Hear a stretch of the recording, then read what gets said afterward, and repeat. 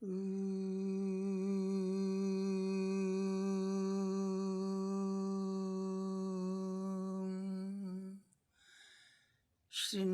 vishve amritasya putraha आये धमानि दिव्यानि तस्तुः वेदाहमेतं पुरुषं महान्तं आदित्यवर्णं तमसः परस्तां तुमेव विदित्वतिमृत्युमेति नैन्यपन्था विद्यते अनाय नैन्यपन्थायनाय विद्यते. Listen, O children of immortal bliss, listen, those who live in celestial abode. I have seen the effulgent one who is beyond darkness. Knowing him alone, one can transcend death. There is no other way, there is no other way. Om Shantihi, Shantihi, Shantihi. Peace, peace, peace be unto all.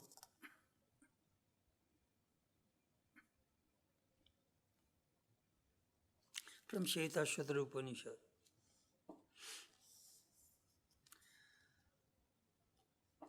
This morning our subject is in search of immortality. We are conducting the Easter service.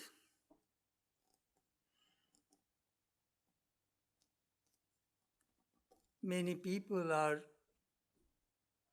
listening this service from home because our temple is closed for the public.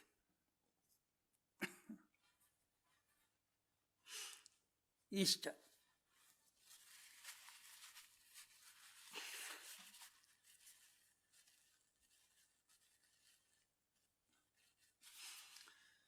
Easter is considered to be the holiest of all holidays in Christendom.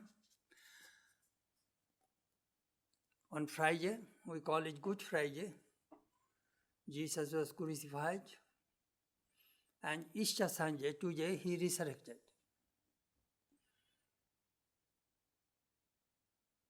Without crucifixion or resurrection, there is no Christianity.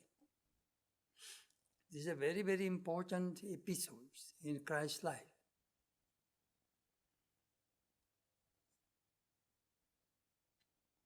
We call it Good Friday. I don't see any goodness there. It is a very bad day. Crucifixion is the most horrible punishment one can think of. This punishment the Roman people used to give to slaves, foreigners, and criminals. Then they will nail down a person on the wood, on the cross, and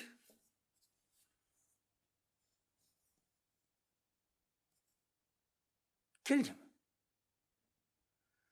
Some people would survive 4 to 6 days with that excruciating pain, without food, without drink. Jesus, of course, collapsed within 6 hours. It is a horrible kind of punishment. We like to have that kind of punishment that you just shoot once, one bullet, finish, or just behead or hang. That is better. But crucifixion is a terrible punishment. Was given to an innocent God-man. That is the painful side of the Easter. But there is a joyful side also. On this particular day, Christ resurrected from the dead and declared, death is not the end of human life. There is eternal life, which proves the indestructibility of the soul. That we are going to talk about.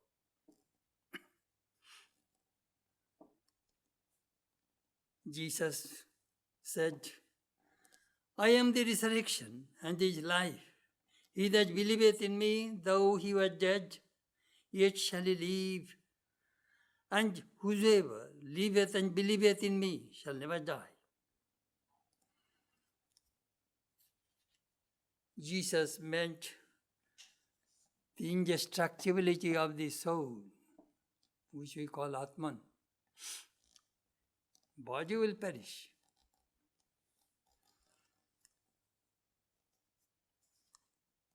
The Easter message is a gospel of hope, gospel of immortality. It is a great message. It is a gospel of faith and hopefulness.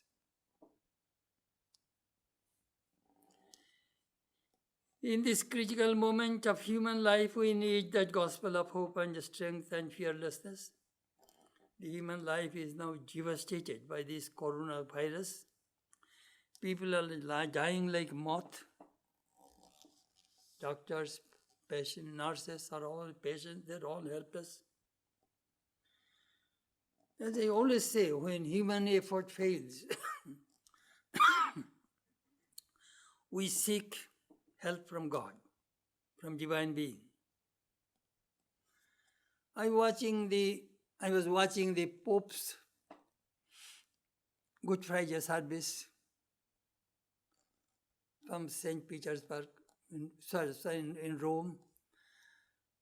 Only a handful of people. Generally, that place is flooded, full of thousands of people. He prayed for help from God in this darkest period of humanity.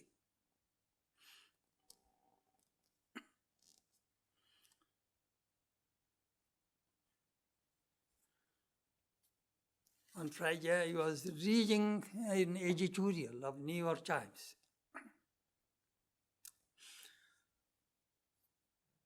The editor invited letters from the readers that their mental condition during this period of lockdown. I shall read some of these letters to you. Very interesting. He got 5,000 replies. A college student in St. College, Pennsylvania wrote that at first the lockdown seemed like a lark, a chance to get out of certain obligations. But now, almost a month, allergy.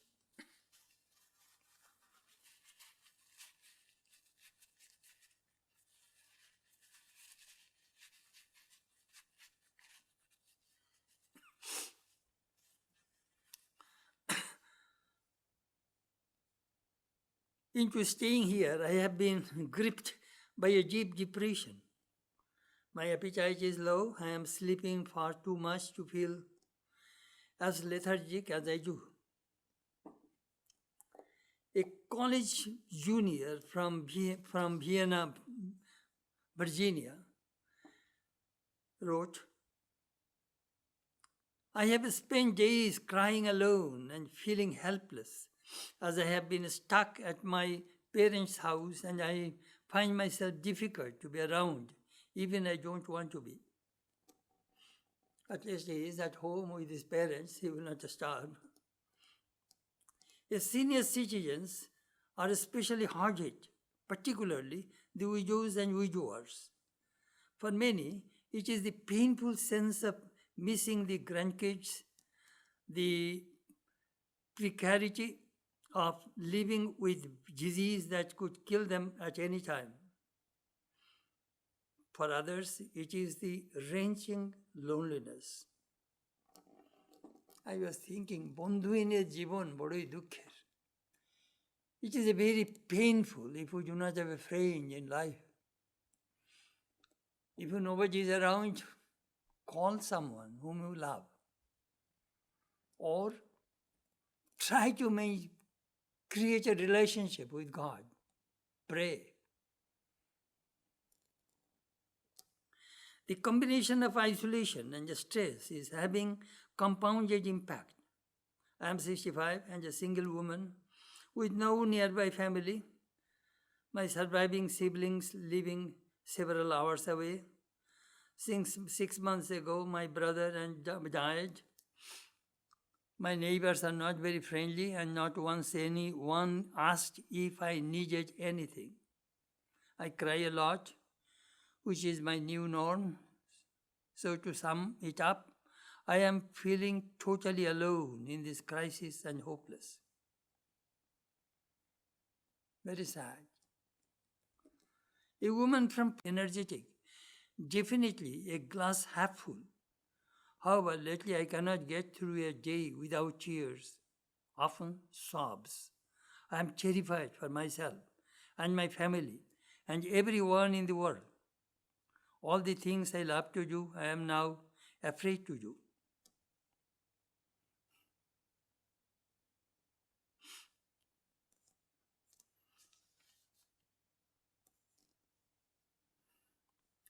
Divorce, death are increasing. This morning I read in the New York Times or some newspaper, Indian newspaper, there are 5 million divorces in China. It increased tremendously. Some young people, they are also one divorce. The court is telling them that those who are young, you cannot apply for divorce within 6 months. Just see the impact of this disease on human mind and our family life, social life, all are devastated.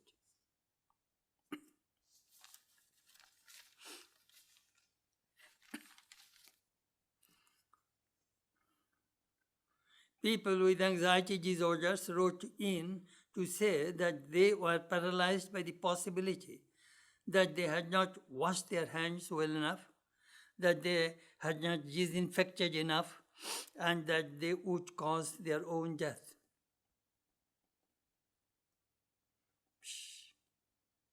One reader said this pandemic was causing invisible stress, a pervasive, ever-shifting, hard-to-define anxiety. Many people are experiencing shortness of breath, tightness in the chest, exhaustion.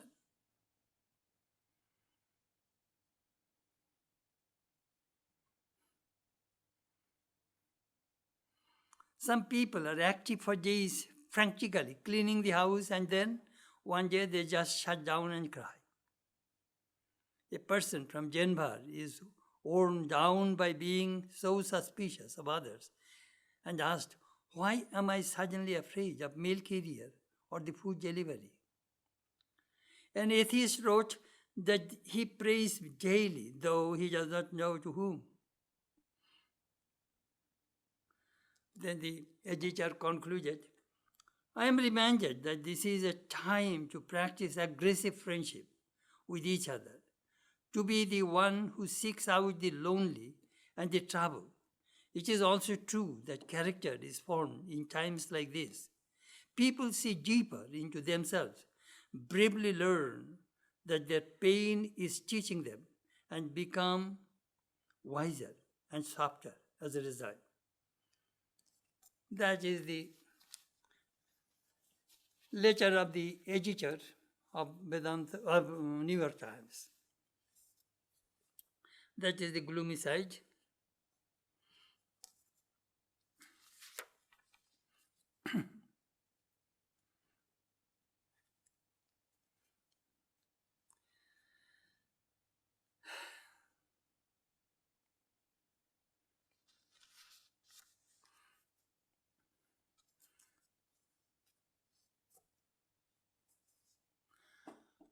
How are we spending our time now? Watching television, reading newspapers, getting news of coronavirus, fear and distrust into our minds. We are afraid to go to the market. We do not trust the mailman, UPS, Federal Express delivery persons, and even our own doctors and ministers to get rid of fear. I talked about it last week, fear, its cause and cure. Let us take a pragmatic approach to face this problem. We must not misuse time. Human life is very precious. We must try to develop our integrated personality. What I mean?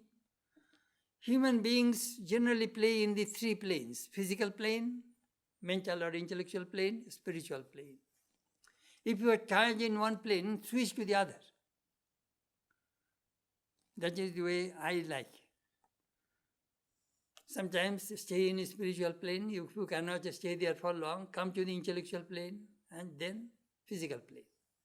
Physical plane, I mean just eat, do some exercise, have some projects, always keep yourself busy, or create a hobby. There are so many things one can do. Do what you like most.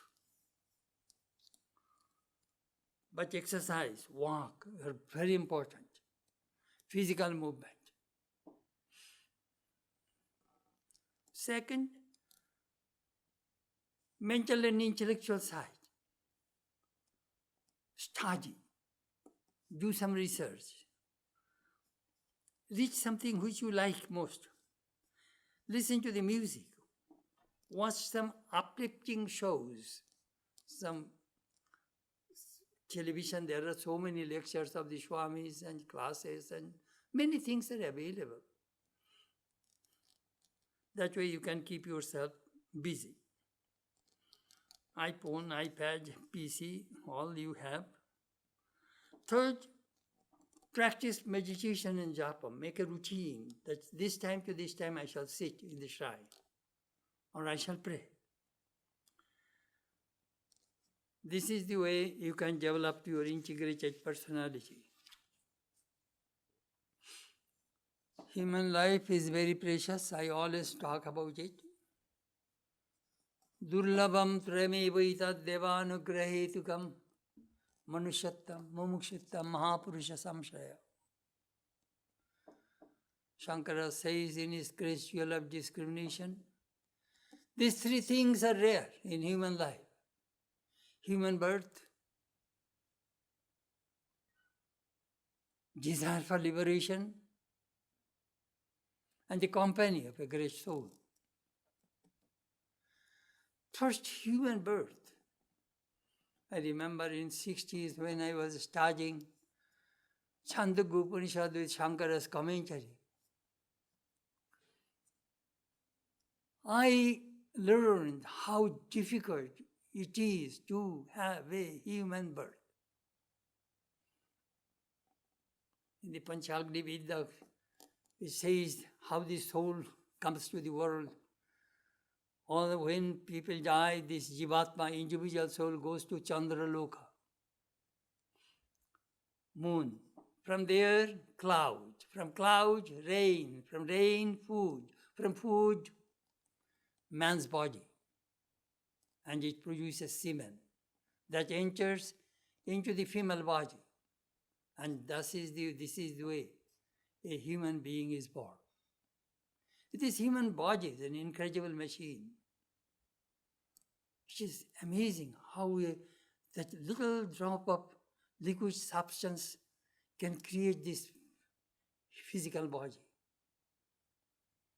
Upanishad talks about it elaborately. Amazing, amazing, this human body.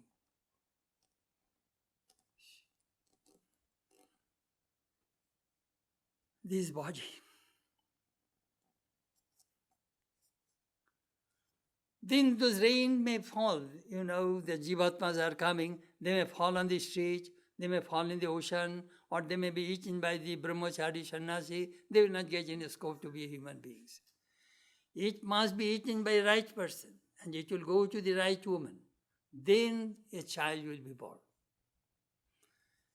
How this, if you read that portion, you will be amazed at how difficult it is to have a human birth and how we misuse this human life. laziness, jealousy, hatred, all this human life, very, very precious. जीवन मुक्ति सुख प्राप्ति हे तबे जन्म धारितम आत्मना नित्य मुक्ति न तु संसार कामय. This is a wonderful message of Vedanta to humanity. Human beings are born to get the taste of Jivan Mukti, free while living. Otherwise, Atman is Nitya Mukta. Atman is ever free. It does not have any incentive to be born. It has no desire for the world. But to get the taste of Jivan Mukti, human beings are born. Human beings are born.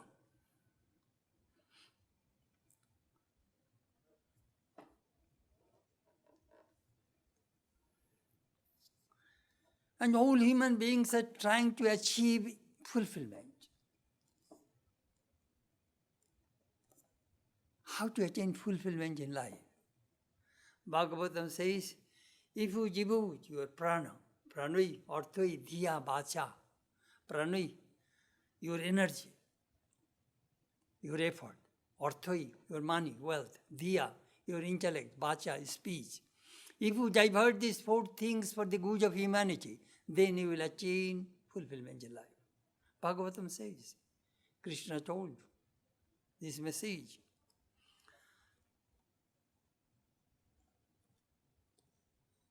Swami Vivekananda said, they only live who live for others. That is a great message of Vivekananda. Otherwise, ordinary people are born like corn, mushroom, and they die like costume, mushroom.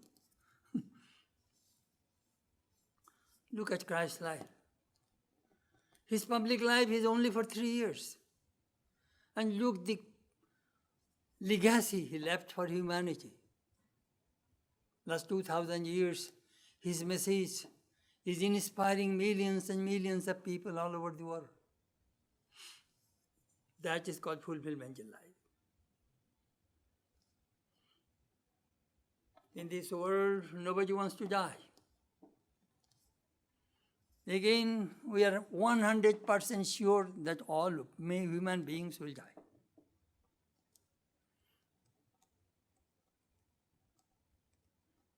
Vedanta is beating the drum near our ears. Jata sayi dhruvo mritu, dhruvang janma mritasya cha, tasmat apariharjarthi, tasmat kapridibuna. When you are born, you will die. It is inevitable. So do not grieve, O Arjuna. Human beings are born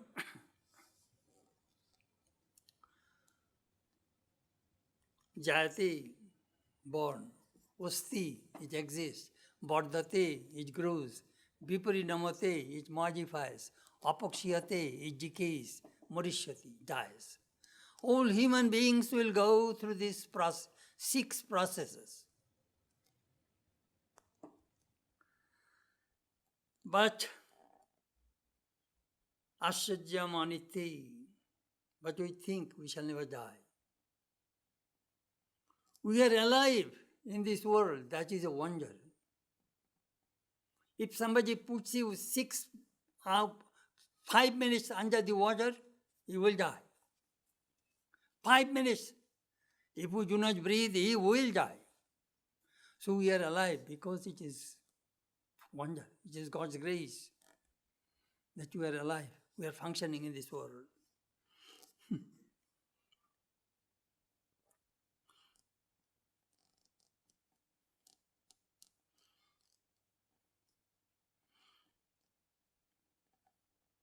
What shall we do then? How can we be immortal? How can we conquer death? Give up the desire for life.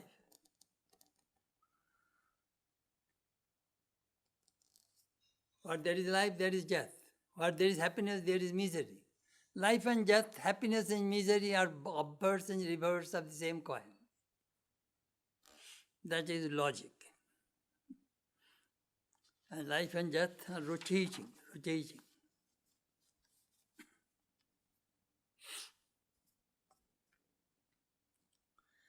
The message of the Easter is the message of immortality.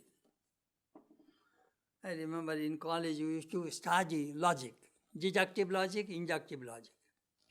What is deductive logic? From general to specific, particular. And inductive is from particular to general. For example, man is mortal. So John is a man, Jack is a man, Ram is a man, Shyam is a man. They are human beings. We see they die, they are mortal. So we come to the conclusion man is mortal. Again, we see John dies, Jack dies, Ram dies. Seeing these particular deaths, we conclude man is mortal. That is the logic. Now let us find out what is this man. Who am I? This study of human life started from the time immemorial. The mystics, philosophers, theologians, psychologists, psychoanalysts, socialists, physical scientists have continually explored about man's origin, his evolution, and his future possibilities.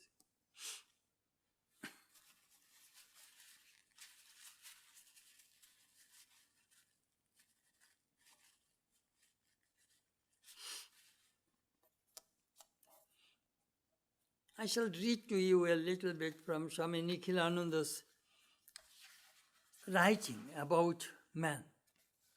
Various interpretations of man have been given by the sciences.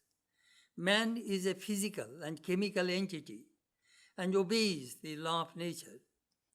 A combination of certain elements has produced life. According to biologists, man is one of the animals like them. He eats, grows, produces, and dwells on earth. Sociologists study man as an individual in relation to other human beings, endowed with certain social and cultural characteristics. Freud speaks of man in terms of libido, or the sex impulse. None of this explanation is completely erroneous, but all are inadequate. They have out an important element of man, his soul. They leave out an important element in man, his soul. In short, people influenced by the physical sciences think that man is a psychophysical complex and may have a soul.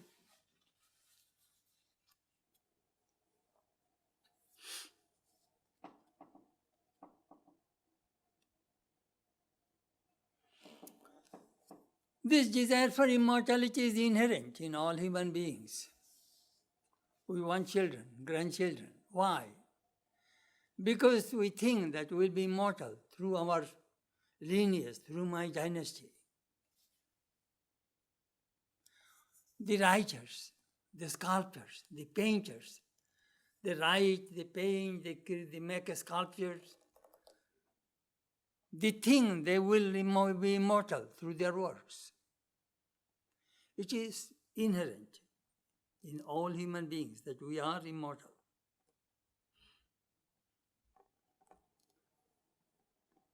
Very interesting about this search for immortality.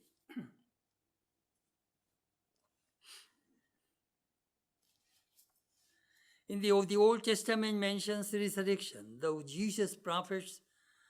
Jewish prophets gave primacy to God and His holiness, power and justice. Hebrew prophecy is God-centered. The apocalyptic vision of immortality was transformed into a religion doctrine. So in Christianity, this was believed, the theory of reincarnation.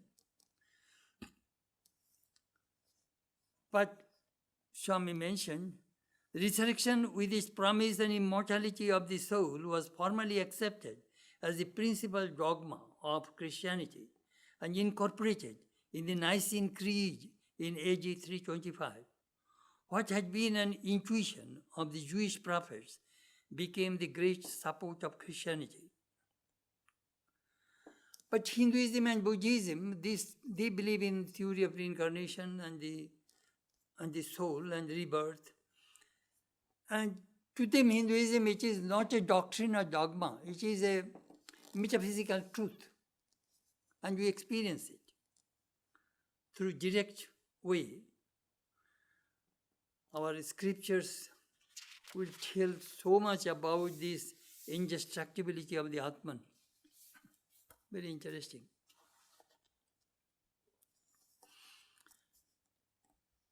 During the Vedic period, we find people are inquiring about human beings. Who am I? Where do I come from? Where shall I go? Where I am? What is this world? Where we live in? What is the goal or purpose of human life? The Vedic seers, they explored the whole spectrum of human life.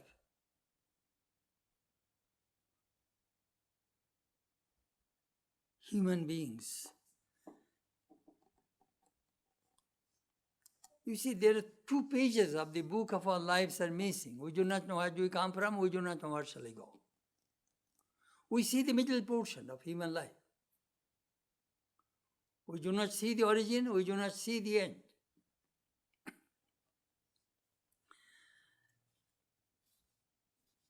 As Krishna says in the Gita, Abhyakta dini bhutani bhakta madhyani bharata abhyakta nidhananyeva tatra ka puridevuna. These human beings comes from abhyakta, unmanifest. Then it manifests, and then again it goes to unmanifest. So it is inevitable. Why do you grieve, O Arjuna? So we sometimes study these scriptures. Do you know why?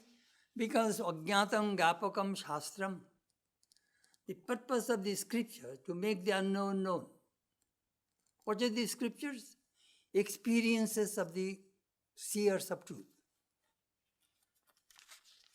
That is the scripture.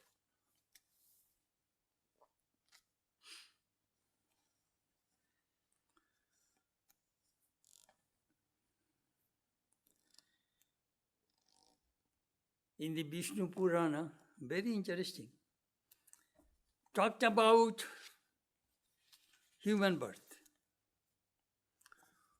Churashi Lok, 84,000 times. 8 million human beings are born after 8,400,000 times births. They gave the list that where we are born. As trees, plants, 2 million times. As fish, mammals in the water, 900,000 times. As tortoise, 900,000 times. As birds, 1 million times. As animals, 3 million times. As monkey, 400,000 times. In this way, a soul becomes a human being. You know, Hindus have all this. I do not know, I have not calculated but they are trying what they want to say, this evolutionary process. We are continuously evolving.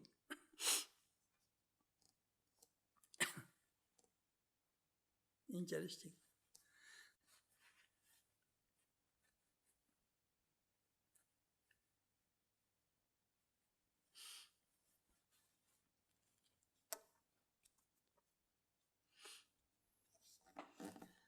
Creation.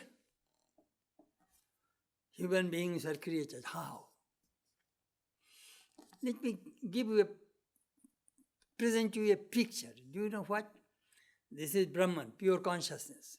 When Brahman is endowed with Maya, it becomes Shagun Brahman. Brahman with qualities, with Sattva, Rajas and Tamas. With these qualities, with this Maya, that is Maya. With that, Brahman creates. When Shagun Brahman is called Ishvara, God, or Mahamaya, Divine Mother. So Ishvara creates. He is the creator, preserver and destroyer.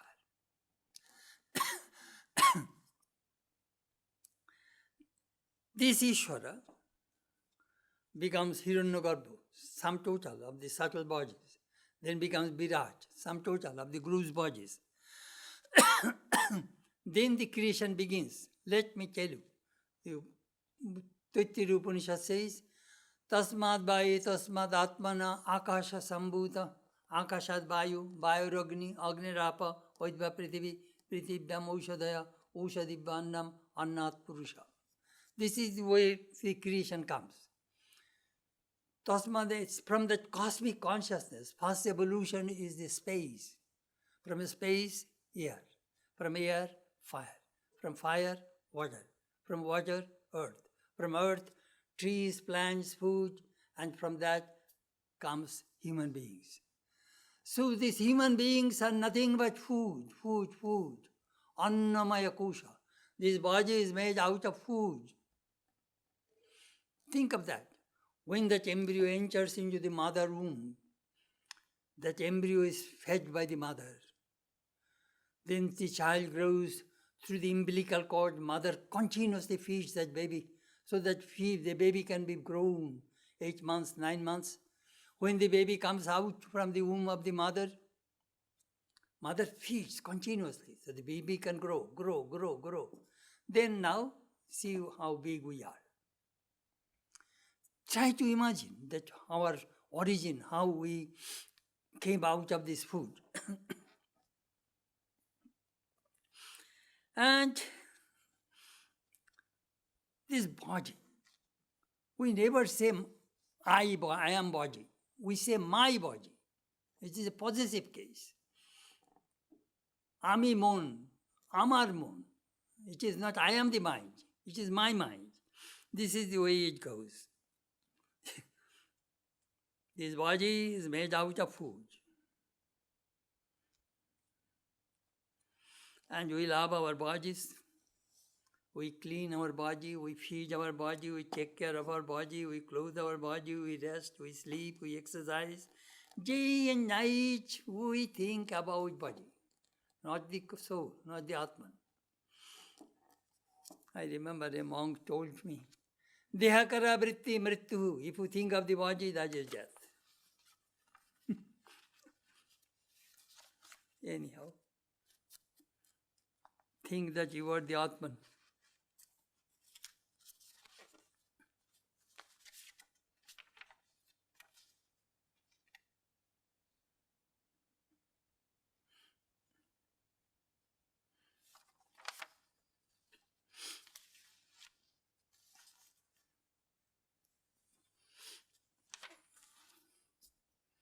Too much allergy.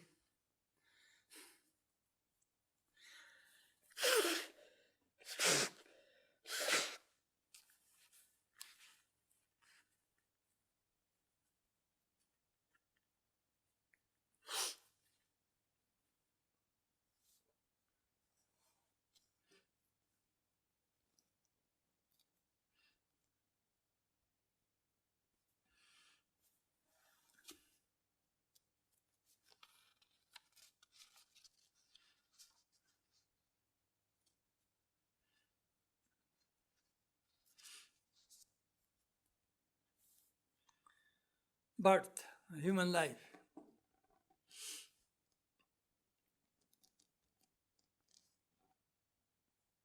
Yes. Dehi nosmin yatha dehi Kumarang Yuvanam Jara Tata Dehantara Prapti Dhira Satra Mujyati. Krishna says, we come childhood, boyhood, youth, middle age, old age. This goes one after another over the human body. And then death comes. What happens at that time? Brihadaranyaka Upanishad says, Jaluka Bath. At that time, perhaps you have seen a leech takes one blade of grass and take the another blade. In this way, a leech moves. So the Jivatma moves from one to the other. This human body, two persons live, Jivatma and Paramatma, Vedanta says. It is the Jivatma, is the doer, enjoyer. Paramatma is just the witness. In Mundaka Upanishad, we find a beautiful analogy. Here is a bird, there are two, here is a tree, there are two birds live in this tree. The lower bird eats fruits, sometimes sweet, sometimes bitter. When it eats sweet fruit, it is happy. When it eats bitter fruit, it is unhappy. When it is excessively unhappy, it jumps up. And he says, "Oof, I do not like anymore. This is the thing." So he jumps up and sees that my friend is so calm, serene, living up. So he goes, "Well, let me go to my friend." Then again that bird forgets, again tries to eat fruits, sweet, sour, sweet, bitter. We gain experience in this life. Then he hops up there, hops. It goes up and up and up. Finally, when it goes to the upper bird, he says that I am the shadow of the higher bird. That upper bird and myself, we are the same. That is mukti, that is liberation. That is immortality.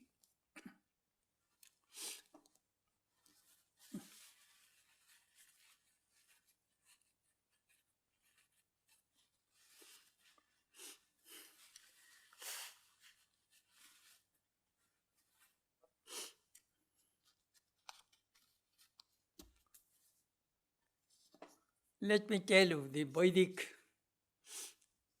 Mimamsa school, they perform sacrifice. Sargo Jyotistamena Sargo Kamo Jajita. Jyotistam sacrifice if you perform, you will go to heaven.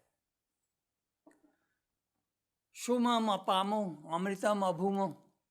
It is from the working portion of the Vedas. Jaimini says, Shomam apamo, I drank the Shoma juice. I shall be immortal. I shall go to heaven. You see, this is the concept of heaven of all religions. They want to go to heaven. The Christians, Muslims, all are trying to go to heaven because they think there we shall attain immortality. The concept of heaven also differs from religion to religion, country to country. Amazing. Norwegian concept of heaven, there will be a big boar and we shall do the hunting, we shall kill the boar and roast it and then we shall eat and again that roar will get back life and we shall fight. It is the Arabian concept of heaven, there should be a lot of water and flowers and a lot of enjoyment. But Swami Vivekananda said, my country is flooded every year. My heaven should be dry land, not full of water. Arab is a desert country, so it needs water. Christian concept of heaven, Hindu concept of heaven, that Indra, you will go to heaven, you will get a lot of enjoyment, Udbushi Tilottama will dance for you. All this concept of enjoyment. But Kshine Punye Mortalukam Vishanti, Gita says, after enjoying the fruit of your good karma, you will have to come back. How we think about heaven? If you do good karma, philanthropic activities and selfless activities and virtuous deeds, you will go to heaven. But it is like that you saved it and then when you consumed your result of the good karma will be over, again you will have to come to this earth. So that is not, but you may stay there for 1 million years, but that is not permanent immortality. It is temporary immortality. It's very interesting how it works. Heaven.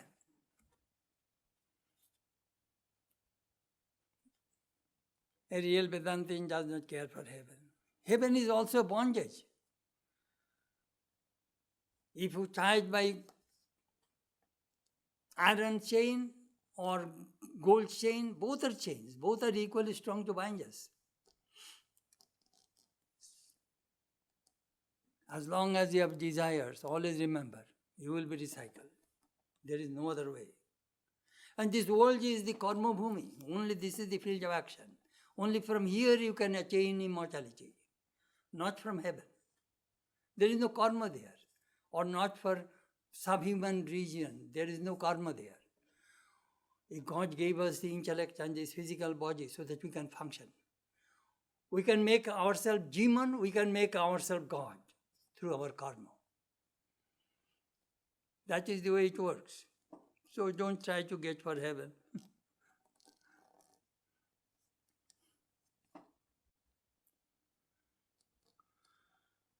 Those who are illumined, of whom who is without desires, who is free from desires, the object of whose desires are but the self, the life breath does not depart. Being Brahman, emerges in Brahman. That is from Brihadaranyaka Upanishad. You will merge into Brahman if you have no desire. I remember our teacher gave a beautiful illustration. How an illumined soul's life departs. It is just like a blazing fire. If you put one drop of water, it evaporates instantly. So this individual soul merges into this cosmic consciousness, Brahman, instantly.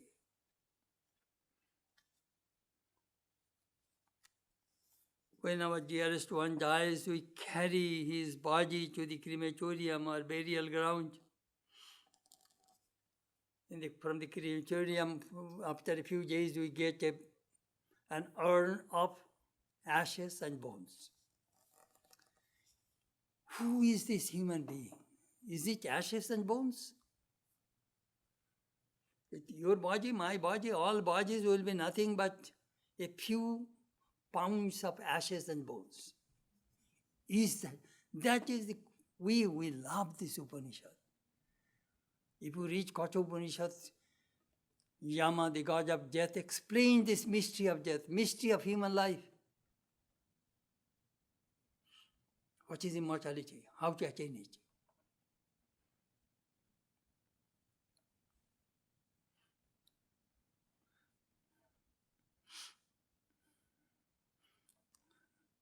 Where does that person go?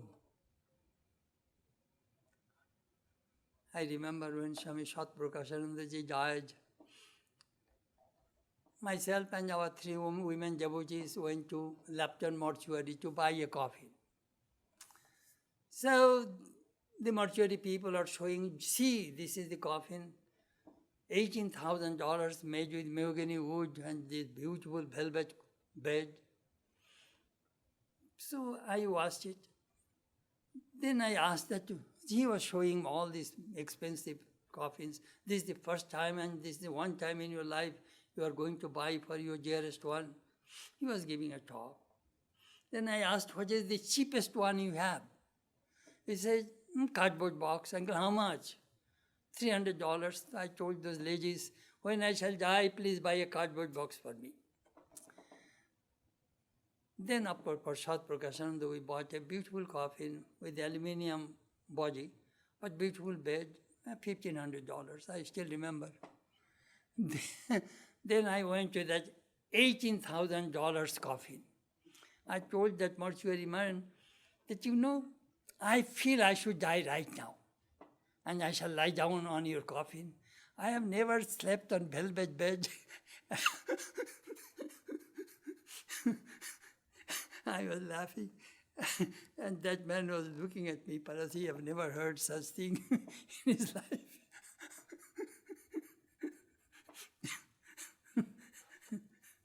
And those mortuary people, they do not know how to laugh. They are very serious people. Even the jaws are cemented, you see, and they do not know how to open their mouth. And, quite funny. I sent when the monks die, we generally publish a picture in the bulletin. So I sent a little good picture to them and said, when I shall die, please put this picture in the bulletin because I don't like a sick, ugly face in the bulletin. And those boys laughed. Nobody sent obituary picture in advance.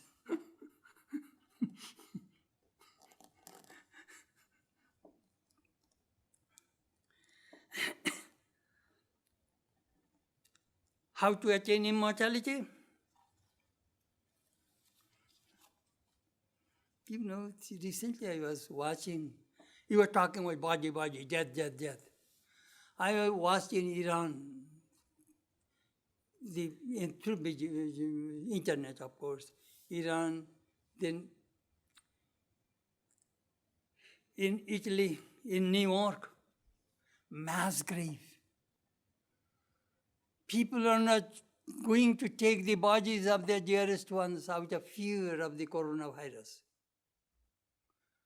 They are digging in New York, they are digging in the public park and dump all these bodies. This question arose, is body is the man or the Atman is the real man? Swamiji gave a long lecture in the Complete Words, Volume 2 in Jnana Yoga, the apparent man and real man. This apparent man is this body. Chetananda is a body, has an aim and a form. That which came one day and it will die one day. All of our bodies. That is apparent man. The real man is the Atman. So how can we attain this Atman? That is the question Vedanta answers. If you open the Upanishads, you will find page after page about this Atman, how to attain it. Amritot Siddhi Rupai, how to attain immortality. You know, the dualistic liberation, do you know what is dualistic meditation? Shamipo, Sajujyo, Shasti, Shalokyo, these are all dualistic liberation. Shalokyo means you will live in the same abode with God. Shamipo means you will live very close to God. Shasti, you will get similar power to God. In this way, they explain that you will go to heaven and you will get all these things.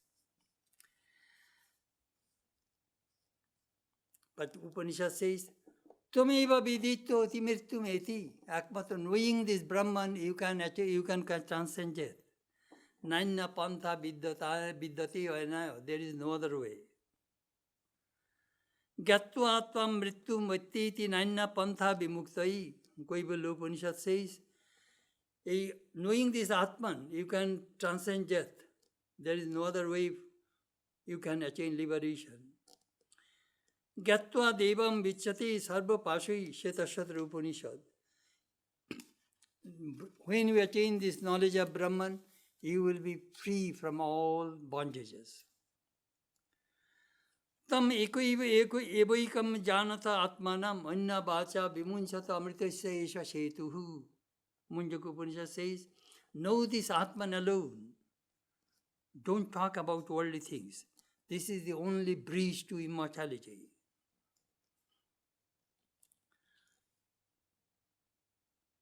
Tasyaiva atma padabi tam viditva na karmana lipati papukena tuittirya Brahman. Those who have known this Atman, they are the pathfinders. No sin can touch them. Brahma Veda Brahmaiva Bhavati. Knower of Brahman becomes Brahman. Munjaka Upanishad. If you know chemistry, you know physics, you know mathematics, but you cannot be one with that. But if you know Brahman, you will be one with Brahman. You will be saturated with that Brahman consciousness. That is immortality. Brahman never dies. What happens at that time? That is called emancipation, release, liberation, nirvana. There are many names of that state. Munjaka Upanishad says, Vidyati hridaya granthi siddhanti sarva samshayaha shiyanti chaisya karmani tasmin drishte paravare. all the knots of the heart will catch asunder. All doubts will dispel forever. All actions will cease to function when we attain this Atman. Knots. What are the knots? Chid Jadganti, when the ignorance and consciousness are in the midst, in the buddhi. That knot, that ignorance goes away. Guha grunthibho vimukto amrito bhavati. Munjaka Bhushan says, Guha grunthibho vimukto, a guha, hridaya, heart is the guha, cave. There is the grunthi, there is the knot. So when the knots are broken, then you will attain immortality. Chandogya Upanishad says, Smriti lambe sarva grunthi nam vipra moksha. Smriti. When you have constant recollected of Brahman, I am Brahman, I am Brahman, I am Brahman. Vipra moksha, you will be liberated.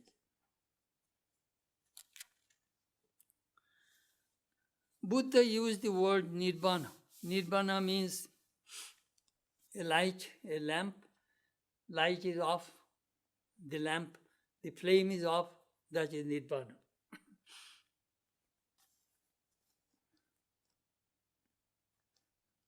I teach the annihilation of craving, the annihilation of hatred, the annihilation of delusion.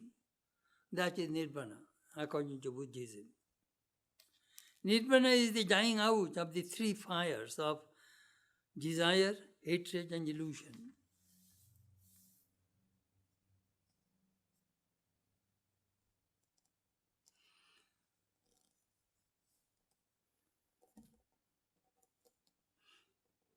How can I attain this Nibbana? Brihadaranyaka Upanishad says, Manasaiva anudrashtebhyam, neho nanasti kinchana. Only the purified mind can experience this Atman. That mind is free from desire, free from doubts. Yadeva iha tad amutra, yad amutra tad anviha. What is here, that is there. What is there, that is here. Mani you and Brahman are not separated. Atman is Brahman. This individual consciousness and cosmic consciousness are one as consciousness.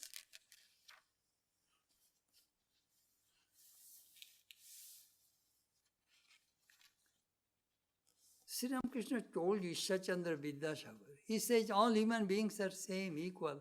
What do you mean? All human beings are not equal. Now, why have I come to see you? You have some greatness. Do you know how does it go? Same consciousness is in an ant. Same consciousness is in an elephant. Consciousness is the same, but see the power of the elephant and the power of the ant. There is a gulf of difference. So human beings, one man can defeat 100 people. All men are not equal. Equality is only in consciousness. We see in this world, there is a difference of physical strength, difference of mental strength, difference of intellectual strength, difference of spiritual strength. People are different inside. All are not same. Mrityu samrityam apnoti jaya nanaiva pashyati. Brihadaranyaka Upanishad says, that person constantly experiences death after death, death after death. Those who see variety, multiplicity, diversity in this world. In the Yoga Sutra, we find another beautiful sutra. Sati mule tad vibhako jati ayu bhoga. Because everything depends upon human karma. Because of that karma behind, it determines jati, species, where you will be born. Ayu, how long you will live, your longevity, is determined by your karma. And bhoga, whatever happiness and misery you will encounter in that particular life, that depends upon your past karma.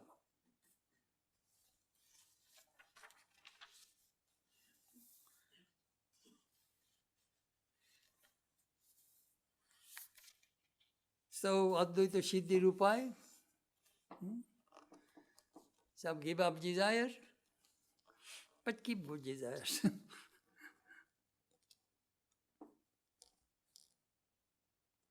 That is the way you can attain immortality, you can attain Jivan Mukti. That is our goal.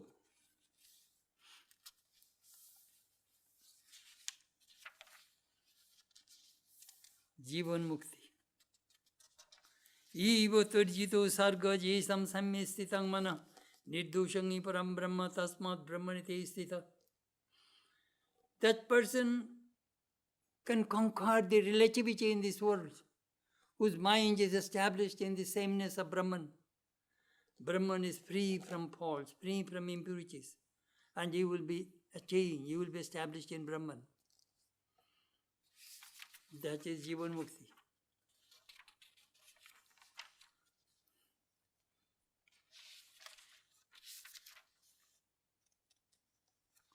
I have in this life entered Nirvana, says Buddha, while the life of Gautama has been extinguished. Self, that is personal self, has disappeared, and truth has taken its abode in me. I have no desire, so I shall never come back, that Buddha said. And if you really practice meditation and sadhana, you will attain liberation. As Kathopanishad says, Koshidhira pratyagatmana vekshat avrita chakshu amritatamichan. Some people, dhir vyakti, steady, what do? They close the senses and behold the Atman, self within. And that is the way they attain immortality.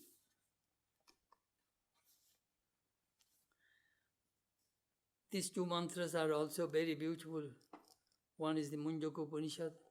Pranabo dhonu shari atma brahmata lakshamuchate apramatena vedabbam shuravat tanmayu bhave. This individual soul is the arrow. Brahman is the target. Hit it without any mistake. Then you will be one with Brahman. You will be immortal. Sadeham arunim kritva pranamam chauttaranim dhanur ninmatanam dadya abhyasat devam pashyet nigudabhat. Which is from the Shvetashvatara Upanishad. This body is one piece of wood. And Pranab, Om, is another piece of wood. And through this friction, then the light will come. The illumination will come. Through meditation, through meditation we do the friction of these two. And that is the way we can see this self, the Atman within. Anyhow, I try to tell you that the immortality, that we are immortal, we do not know.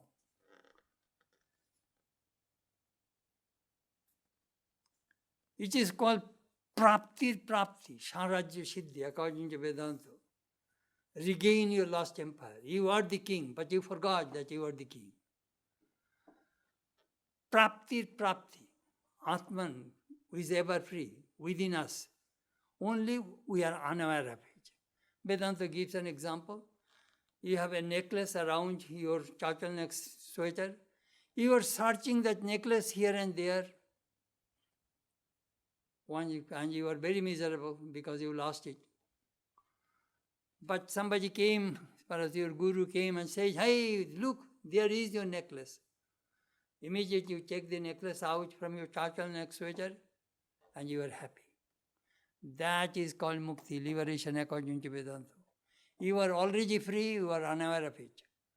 How to know it? That is the reason you will have to go to a guru, take the mantra, practice meditation. That is the way it works. Thank you.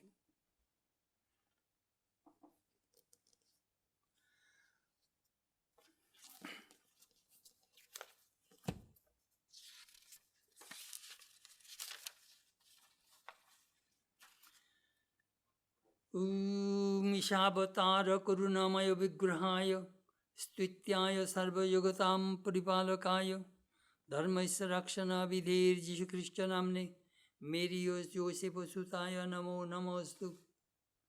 Our salutations to Jesus Christ, the son of Mary and Joseph.